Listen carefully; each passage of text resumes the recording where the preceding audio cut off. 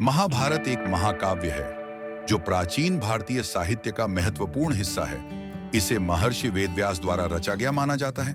यह काव्य न केवल धार्मिक और ऐतिहासिक महत्व रखता है, बल्कि इसमें मानव जीवन के विविध पहलुओं, संघर्षों और संबंधों को भी दर्शाया गया है। महाभारत का मूल कथानक कौरवों और पांडवों के बीच हुए धर्म युद्ध पर आधारित है, जिसे कुरुक्षेत्र युद्ध के नाम से जाना जाता है। महाभारत का प्रारंभ महाभारत की कहानी हस्तिनापुर के राजा शांतनु से शुरू होती है। शांतनु की शादी पहले गंगा से होती है, जिससे उन्हें भीष्म देवव्रत नाम का पुत्र प्राप्त होता है। गंगा के जाने के बाद शांतनु सत्यवती नामक मछुआरिन से विवाह करते हैं। सत्यवती से उन्हें दो पुत्र होते हैं, विचित्रवीर्य और चित्रांगद। चित्रांगद युद्ध में मारे जाते हैं और विचित्रवीर्य भी अल्पायु में ही मृत्यु को प्राप्त होते हैं।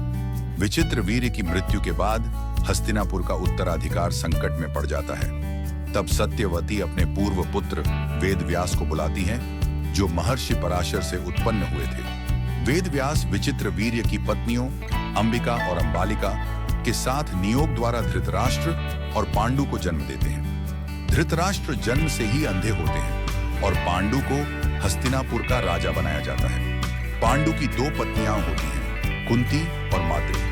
कुंती को देवताओं से वरदान प्राप्त था, जिससे वह बिना पति के भी संतान प्राप्त कर सकती थी। इस वरदान के कारण कुंती ने यम, वायु और इंद्र से क्रमशः युधिष्ठिर, भीम और अर्जुन को प्राप्त किया। माद्री ने अश्विनी कुमारों से नकुल और सहदेव को प्राप्त किया।